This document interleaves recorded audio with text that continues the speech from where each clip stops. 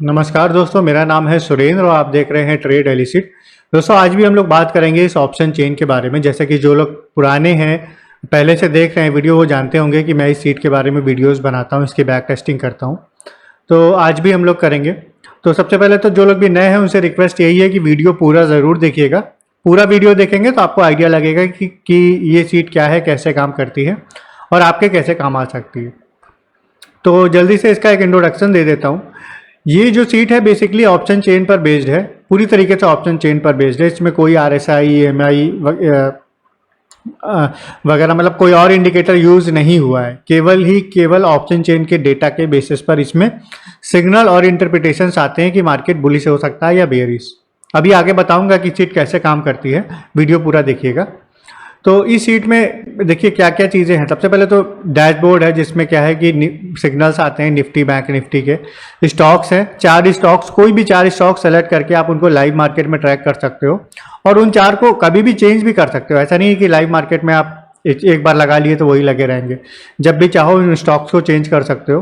PCR का data, आपको पूरा डेटा मिलेगा। बहुत से लोग PCR का डेटा देख कर ट्रेड करते हैं, बहुत इंपॉर्टेंट होता है। इसमें 1 मिनट का डेटा आपको पूरा मिलेगा, Nifty, bank Nifty, fin Nifty, mid cap Nifty सभी का। और लाइव ये आपको अपडेटेड मिलेगा, बिना कोई रिकॉर्ड किए, बिना कुछ किए आपको पूरा डेटा मिलेगा। और साथ में जो भी स्टॉक आप सेलेक्ट करोगे उसका पूरा डेटा आ जाएगा। कोई भी जो भी स्टॉक सेलेक्ट करोगे उसका डेटा आपको दिखेगा PCR का। ये 15 मिनट में आता है।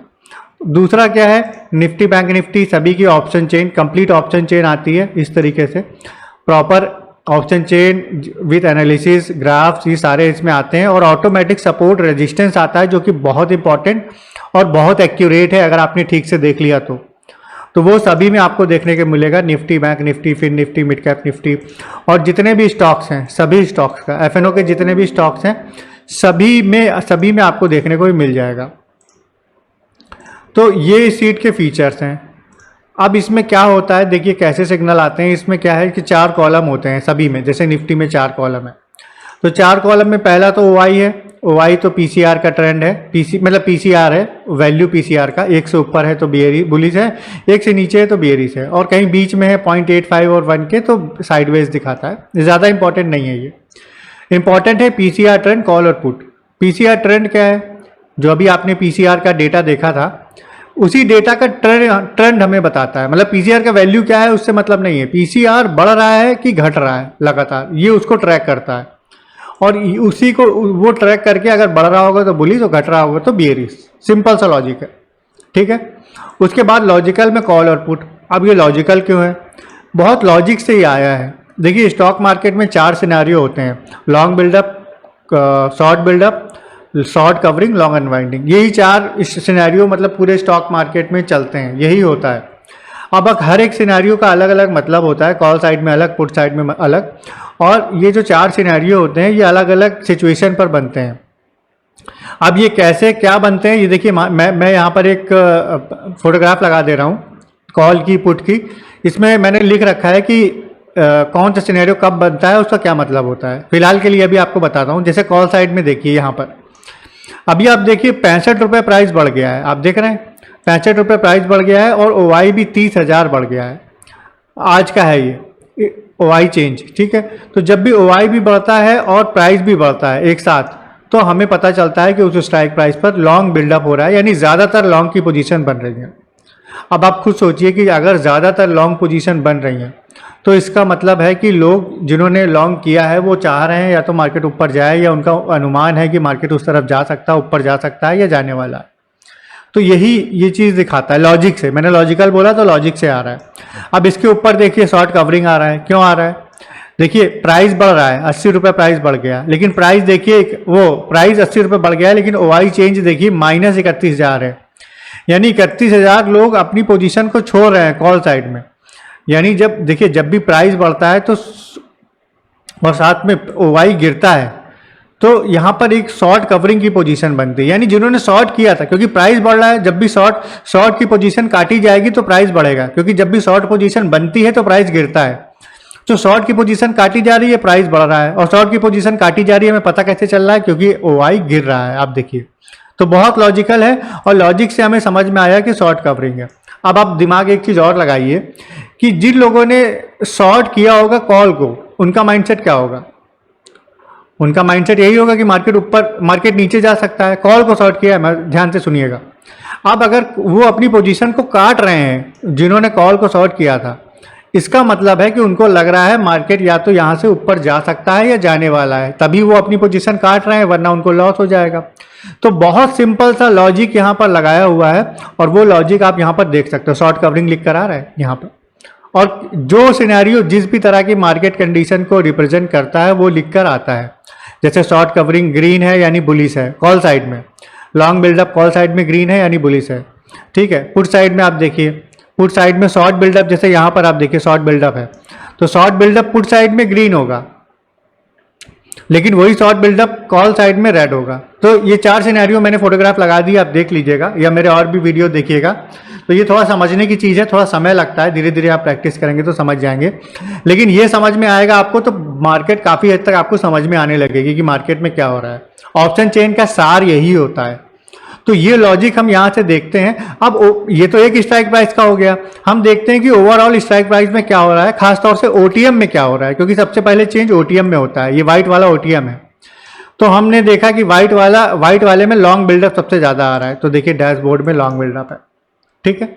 और वही निफ्टी की बात करें तो यहाँ पर आप देखिए, यहाँ पर शॉर्ट बिल्डअप ज़्यादा है, तो शॉर्ट बिल्डअप लिख कर आ रहा है। तो जो लॉजिकली होगा वो यहाँ पर लिख कर आएगा। एक चीज़ और है कि अभी इस शीट में ऐसा है कि बहुत बड़ा गैप अप या बहुत बड़ा गैप डाउन होता है और मार्केट उसके अपोजिट चलने लगता है, तो कहीं ना कहीं सिग्नल थोड़े से गड़बड़ आते हैं। क्यों आते हैं?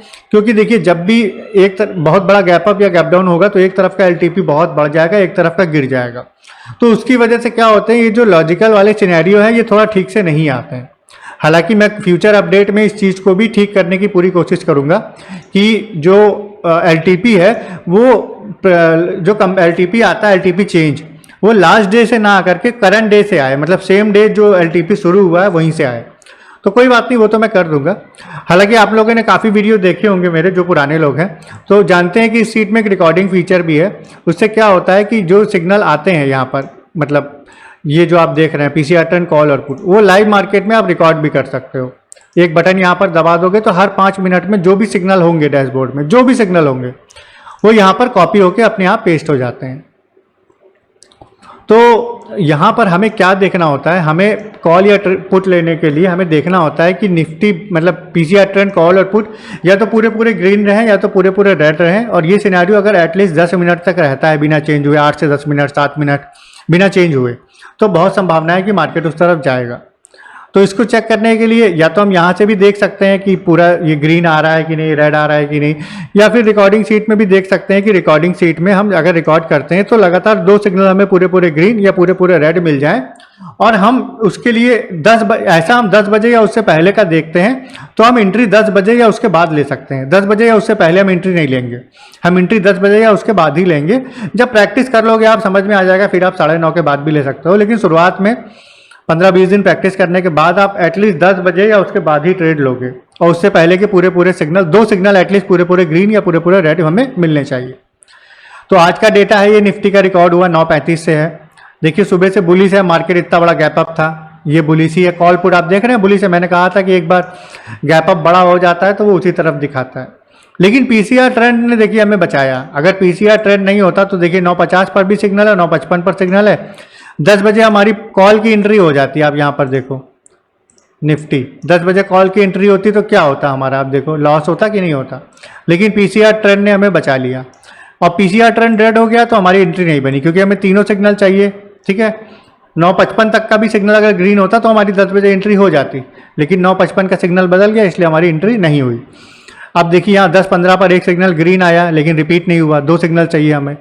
10:30 पर एक सिग्नल आया जो कि 10:35 पर रिपीट हुआ, यानी हमारी एंट्री 10:35 के बाद, या मान लेते हैं 10:40 पर, 10:35 के बाद कभी भी हो जाएगी। 10:40 पर ये देखिए यहाँ पर हमारी एंट्री होगी, ये देखिए 24,326 से इसने हाई लगाया है 24,368 का, यानी 40 पॉइंट से 45 पॉइंट करीब, हम 40-43 पॉइंट हमें आराम से मिल गए हैं निफ्टी में। यहाँ तक देखेंगे थोड़ा और ज़्यादा, तो निफ्टी के लिए हमारा टारगेट मैंने बताया है कि 40-45 पॉइंट का, पुराने वीडियोस में। निफ्टी के लिए 40-45 पॉइंट का टारगेट है, बैंक निफ्टी के लिए 70 से 80 पॉइंट का, फिर निफ्टी के लिए भी निफ्टी के बराबर है। और स्टॉप लॉस हमारा निफ्टी के लिए, पॉइंट्स की बात कर रहा हूँ स्पॉट्स के, 20 से 25 पॉइंट का स्टॉप लॉस होगा निफ्टी के लिए। बैंक निफ्टी के लिए 50, 55 या 60 पॉइंट का स्टॉप लॉस, फिर निफ्टी के लिए भी बैंक निफ्टी के बराबर का स्टॉप लॉस। और ट्रेड लेने के बाद अगर पीसीआर ट्रेंड चेंज होता है, जैसे कि यहाँ पर हुआ, 2 सिग्नल आए, हमने ट्रेड ले लिया, पीसीआर ट्रेंड चेंज हो गया, तो हमें परेशान नहीं होना है। हमें देखना है कॉल या पुट में तो कुछ चेंज नहीं हो रहा है। अगर कॉल या पुट में कुछ चेंज हो रहा है तो हम निकल जाएंगे, या फिर हमारा स्टॉप लॉस हिट होगा तो हम निकल जाएंगे, या टारगेट हिट होगा तो हम निकल जाएंगे, या फिर हम स्टॉप लॉस को ट्रेल करेंगे बड़े टारगेट के लिए। तो ये 3 सिनेरियो है ट्रेड को एग्जिट करने के। तो हमने देखा यहाँ पर हमें एक छोटा ही ट्रेड मिला निफ्टी में, लेकिन एक ट्रेड मिला यहाँ से, यहाँ से। उसके बाद देखिए पूरा दिन ये ग्रीन है, पूरा दिन ही ग्रीन है, क्योंकि मैंने बताया था कि एक बार जो सिग्नल बहुत बड़ा गैप अप या बहुत बड़ा गैप डाउन होता है, आप देखिए कितना बड़ा गैप अप है, यहाँ से देख रहे हैं, यहाँ से अगर आप देखो तो गैप अप है 24,097, यानी 24,100 से ये ओपन हुआ है 24,387, मतलब निफ्टी में करीब 400 पॉइंट का गैप अप है। निफ्टी के लिए 400 पॉइंट बहुत होता है, निफ्टी के लिए 400 पॉइंट मतलब बैंक निफ्टी के लिए 1000 पॉइंट से ऊपर है। तो इतना बड़ा गैप अप जब होगा तो फिर ये क्या होगा कि सीट थोड़ा सा गड़बड़ आती है। फिर भी इसने ट्रेड देखिए एक सही दिया, हमें कॉल का ट्रेड छोटा ही मिला तो हमें सही मिला। अब हम बैंक निफ्टी देखते हैं, बैंक निफ्टी में क्या रहा। बैंक निफ्टी में भी देखिए सुबह से बुलिश है, इसमें भी वही है। देखिए पीसीआर ट्रेंड ने हमें बचा लिया एंट्री लेने से, क्योंकि कॉल और पुट तो ग्रीन है। यहाँ पर एक सिग्नल आया, सिग्नल इसमें रिपीट हुआ है 10:40, 10:45 पर सिग्नल आया है। हमारी एंट्री होगी 10:50 पर, 10:50 या उससे पहले। बैंक निफ्टी में देख लेते हैं 10:50, ये देखिए ये रेड कैंडल पर हमारी एंट्री है। थोड़ा सा बड़ा कर दूंगा तो आपको दिखेगा आसानी से। 10:50 पर ये देखिए थोड़ा मार्केट नीचे गया है, लेकिन ज़्यादा नीचे नहीं गया है। यहाँ से 484 से इसने लो लगाया है, 450 करीब 30 पॉइंट नीचे गया है। उसके बाद देखिए ऊपर गया है मार्केट, अच्छा खासा ऊपर गया है। और यहाँ से अगर हम देखें 486 से 604, मतलब 125-150 पॉइंट, करीब 125 पॉइंट से ऊपर हमें आराम से देखने को मिले बैंक निफ्टी में एक ट्रेड में। उसके बाद देखिए पूरा दिन बुलिश ही रहा है, पूरे दिन बुलिश रहा है। अगर आप दूसरा ट्रेड भी चाहोगे तो देखो 1:10 पर सिग्नल आया, 1:15 पर आया, फिर से रिपीट हुआ, 1:20 पर फिर से एंट्री ले सकते हैं। हालांकि ये ट्रेड नहीं है, मैं बता रहा हूँ कि सिग्नल आया 1:20 पर, 1:20 पर ये देखिए 1:20 पर अगर यहाँ भी एंट्री लेंगे तो देखिए उसके बाद भी मार्केट ऊपर गया है। तो पीसीआर ट्रेंड के साथ कॉल पुट को कंबाइन करके काफ़ी अच्छा रिजल्ट आता है। तो इसमें भी हमें कह सकते हैं बैंक निफ्टी में भी एक ही ट्रेड मिला, पूरे दिन बुलिश रहा क्योंकि गैप अप बहुत बड़ा था। फिर निफ्टी चेक करते हैं। फिर निफ्टी अगर आप देखोगे, फिर निफ्टी में भी सुबह से वैसा ही है जैसा बैंक निफ्टी चलता है। फिर निफ्टी देखिए ग्रीन है, इसमें भी एक सिग्नल आया है लेकिन रिपीट नहीं हुआ। 10:35 पर एक सिग्नल आया है जो कि 10:40 पर रिपीट हुआ, तो हमारी एंट्री होगी 10:45 पर, 10:45 यहाँ पर। ये देखिए इसमें बहुत अच्छी एंट्री हुई है, यहाँ पर ऊपर गया है मार्केट, थोड़ा नीचे गया है, फिर उसके बाद एक अच्छा हमें टारगेट यहाँ पर भी देखने को मिला। पूरे दिन ये वही रहा है, पूरे दिन देखिए। उसके बाद साइडवेज, ये देखिए एक ग्रीन एक रेड का मतलब साइडवेज है। अच्छी चीज़ ये है कि नॉर्मल दिनों में ये साइडवेज भी आपको बताएगा, मतलब कोई इंडिकेटर जनरली साइडवेज जल्दी नहीं दिखाता है, लेकिन ये इंडिकेटर आपको साइडवेज होगी मार्केट तो दिखाएगा। गैप अप गैप डाउन बहुत बड़ा ना हो तो बहुत आराम से दिखाता है। तो अभी देखिए साइडवेज दिखा रहा है। फिर निफ्टी बाद में देखिए साइडवेज ही हो गया है मार्केट, रेंज बाउंड था एक तरीके से। तो फिर निफ्टी में भी हमें एक ही ट्रेड मिला। मिड कैप निफ्टी टेस्ट करते हैं। मिड कैप निफ्टी में देखिए सुबह से ये भी बुलिश है, उसके बाद पीसीआर ट्रेंड चेंज हो गया। उसके बाद देखते हैं एक एंट्री मिली है 10:35, 10:40, यानी 10:45 पर इसमें भी एंट्री होगी। 10:45 पर मिड कैप निफ्टी ओपन करते हैं 10:45। यहाँ पर एक एंट्री मिली है, देखिए 12,617 से हाई लगाया है इसने, 12,648। तो कितने पॉइंट मिले? 17, 37, 47, 20-21 पॉइंट हमें मिले हैं। तो कह सकते हैं छोटा टारगेट तो है, क्योंकि मिड कैप निफ्टी छोटा इंडेक्स है, तो इसमें अगर 20-22 पॉइंट मिल रहे हैं तो निफ्टी के 50 पॉइंट के बराबर हैं। तो एक छोटा ट्रेड हमें यहाँ मिला है। उसके बाद देखते हैं, देखिए उसके बाद ये देखिए 11:40 पर ये चेंज हो गया है, एक ग्रीन एक रेड, यानी साइडवेज हो गया। नीचे देखेंगे वो पूरा साइडवेज ही दिखाया है। तो हमने देखा दोस्तों मिड कैप निफ्टी में एक ट्रेड मिला, फिर निफ्टी में एक था, बैंक निफ्टी में एक था, निफ्टी में एक था।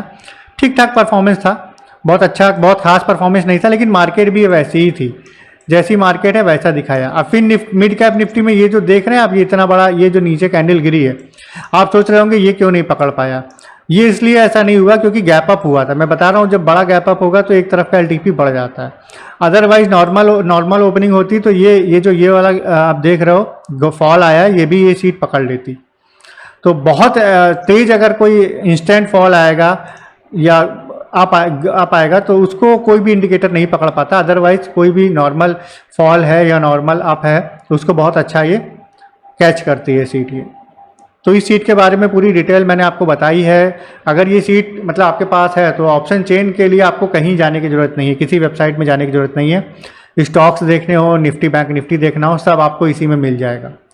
तो दोस्तों एक चीज़ और बता दूं, ये सीट आप लोग चाह रहे होंगे कि ये सीट आपको मिल जाए, तो बिल्कुल मिल जाएगी, लेकिन एक छोटा सा प्राइस ज़रूर है, क्योंकि बहुत मेहनत से मैंने ये सीट बनाई है। 2 साल से ज़्यादा मेहनत करी है, 2-2.5 साल हो गया तो ये सीट बनाई है। तो और ये सीट में ऐसी चीज़ है कि ऑटो कुकी अपडेट के साथ आती है, ये सीट कभी एक्सपायर नहीं होगी। जब तक एनएससी की वेबसाइट चलेगी तब तक ये सीट चलेगी, क्योंकि डायरेक्ट एनएससी की वेबसाइट से लिंक है, कहीं और थर्ड पार्टी वेबसाइट से ये लिंक नहीं है। तो इससे क्या होगा कि डेटा एक तो डिले नहीं होता, दूसरा ये क्योंकि एनएससी की वेबसाइट हमेशा ही चलेगी तो ये सीट भी हमेशा चलेगी। और कोई अपडेट अगर आता है मेरी तरफ से वो भी आपको फ्री ऑफ कॉस्ट मिलेगा। जैसे मैं सीट में कोई अपडेट करता हूँ, कोई इंप्रूवमेंट करता हूँ, तो वो भी फ्री ऑफ कॉस्ट मिलेगा अगर एक बार आप परचेज कर लेते हैं तो। हाँ, ये सीट एक बार आप लेंगे तो लाइफ टाइम यूज़ कर पाएंगे, कोई मंथली का डेटा चार्ज वगैरह आपको कुछ नहीं देना है, बस सीट ओपन करनी है, आपके लिए काम करेगा। और जितने चाहे सिस्टम लैपटॉप या पीसी पर चला सकते हैं, कोई लिमिटेशन नहीं है। एक साथ भी आप 2, 3, 4 जितने में चाहे चला सकते हैं। हाँ, ये मोबाइल या टैबलेट में नहीं चलती है, विंडोज़ 10 या 11 में ही चलेगी, और माइक्रोसॉफ्ट ऑफिस 2019 या उससे ऊपर का वर्जन आपके सिस्टम में होना चाहिए, तभी ये काम करेगी। और बता दूं बहुत पुराना अगर सिस्टम है तो भी दिक्कत करती है। 2015-16 से ऊपर का है सिस्टम तो चल जाएगी। i3 7th generation 6th generation में चल जाएगी। i5 6th या 7th जनरेशन या उससे ऊपर का है आपका अगर पीसी तो चल जाएगी। AMD के अगर 2017-18 के बाद के जो नए पीसी हैं उनमें भी चल जाएगी। तो मोबाइल में हाँ नहीं चलेगी, मोबाइल या टैबलेट में। तो सीट की दोस्तों पूरी डिटेल बता दी है, सीट की बैक टेस्टिंग भी कर दी है। वीडियो एनालिसिस आपको अच्छा लगा हो वीडियो का तो आप वीडियो को लाइक करिएगा, शेयर करिएगा, सब्सक्राइब करिएगा। मिलेंगे नेक्स्ट वीडियो में, तब तक के लिए बाय बाय।